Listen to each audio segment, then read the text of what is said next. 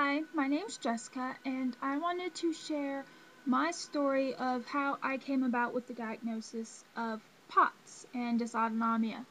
In high school, I was a normal teenager. I was part of the band. I was a majorette. I didn't really play an instrument. I hung out at the beach with my friends, and we just had a good time. In 2005, I moved to Boone, North Carolina, which is 6 hours away from where I went to high school at, to go to college. And at that time, I was still a normal college student. I was in team sports. I played volleyball and softball and had a great time with it. I would stay up late, doing the college thing. That was just how my freshman year went. My sophomore year, I decided to get a job at a daycare, and I loved it. I was constantly on the go still played sports, had a great time. My junior year, which was the fall of 2007, is when I started getting sick. I started getting really bad headaches, and we couldn't figure out why. My vision had been doing a lot of really weird things where one day it could be really bad and the next it would be normal. My blood sugar would be extremely low and they couldn't figure out why because they would test it one day and it would be like, sorry, that's my phone. It would be in the 50s, but we would do like fasting blood sugars and it would be a normal test, and so they couldn't figure out what was going on. Um, at the same time, I was running a fever all the time, and they couldn't figure out why. My blood work would come back normal, but I always had a low grade fever. Um, so I was constantly at the doctor's office. We did blood work 2 to 3 times a week, normally, which was getting in the way of schoolwork, because it's really hard to go to the doctor 3 times a week and stick with, 6 or 7 classes. And I was a science major, and so I had a lot of labs, and I was missing a lot of school. But I still stuck with it because I wasn't going to give up, and I knew I wanted answers, but schoolwork was more important to me at the time, and I figured that eventually they'll figure out what's going on. The same time, near the end of that semester, I started getting really dizzy, and I would lose my balance really easy. They couldn't figure out what was going on with that either, so I went home over Thanksgiving break that year, which was the first time I had been home other than for Christmas. Um, and my doctor back home sent me for MRIs, and they all came back normal. And it was getting frustrating because I was like, something's wrong. The doctors have told me something's wrong, but they can't figure out what's going on. So I just stuck with it. I was like, well, they'll figure it out, but I'm still going to try to do my normal stuff. Um, so after Christmas break, the headaches were getting worse, and they couldn't figure out why still. And the dizziness was getting worse. And it would get to the point where I couldn't get to class because I couldn't balance very well, and I live in the mountains, and so it was really snowy at that point and icy, and I lived on top of a hill, and to get down the hill you either had to walk or catch the bus or drive, and I wasn't really going to drive in that weather, so we decided that it was time to go see a neurologist.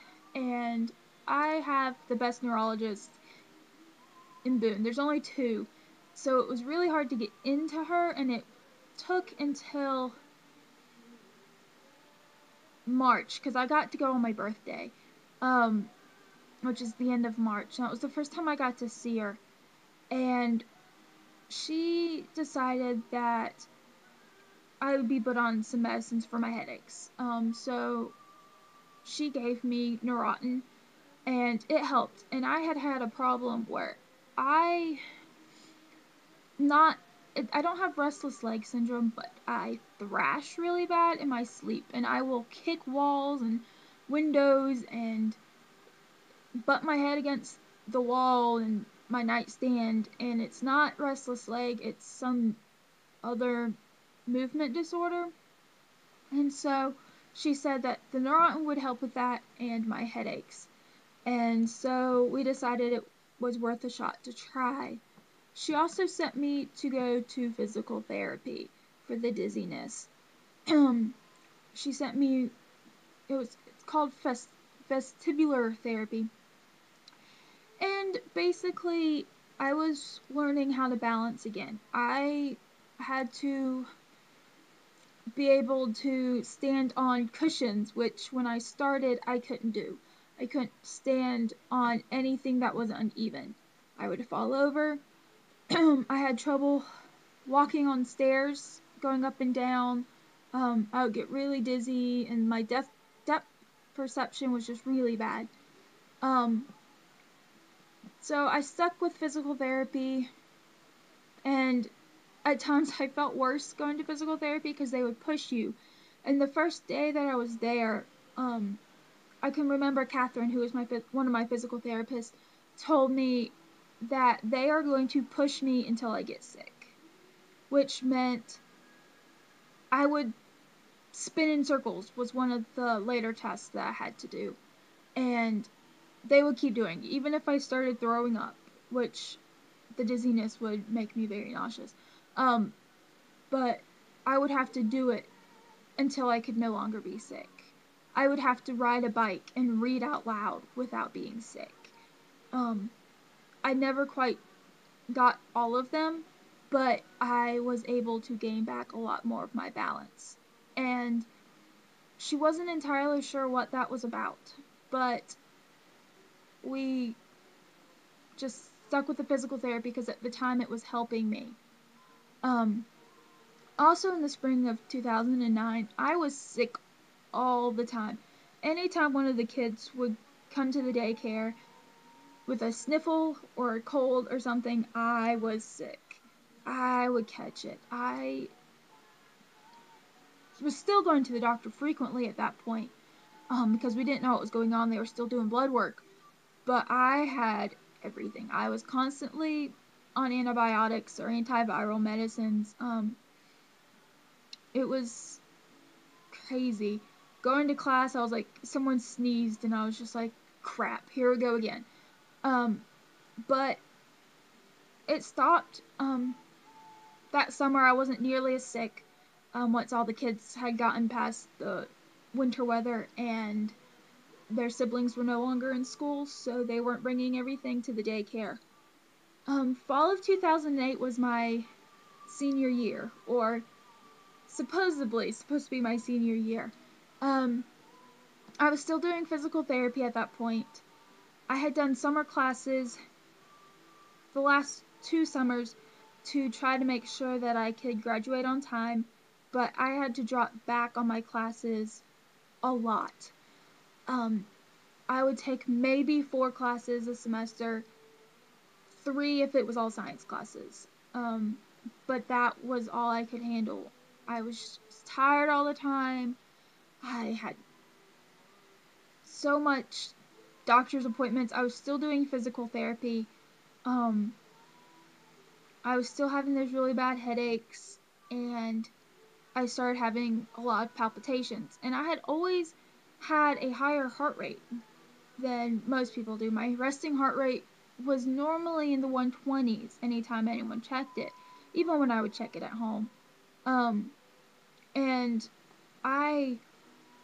through high school, I did an internship at the hospital. I've always been pre-med. I still want to go to med school, but I wasn't gonna put that on the back burner for my health. And so my senior year, it really hit that something's not right and I really need to slow down. And so I decided that I was going to drop back my classes. I still stayed a full-time student, but I didn't take any science classes. I took my really easy freshman level classes that I had been pushing off, that I was like, I don't want to take these ever. But you still have to, so I decided to take them that fall, um, which was good because I was still trying to work at this point, which was starting to get really hard.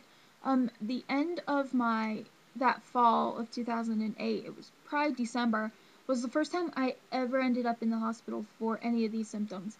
Um, it was during exams, and I had been really sick. They thought it was the medicine. The neurologist had switched my medicines again, and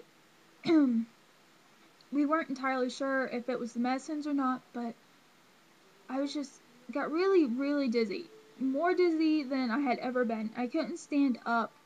Um, I was nauseous. I was not happy. It was really hard. I had taken a final that night, and it was really hard to read. My words on the page were swimming. Um, I felt like I was just barely able to stay conscious. It was one of the worst feelings I had ever felt. I didn't want to go to the hospital. I had been talking to my roommate who had just left that morning to go home for Christmas break, and she called one of our friends, and they came over. There was two of them, and they dragged me to the hospital at 11 o'clock at night. I did not want to go. I had exams the next day. I had to work the next morning. I had to be there at 7 a.m., and I just did not want to go to the hospital. I was like, it will be fine. It will pass.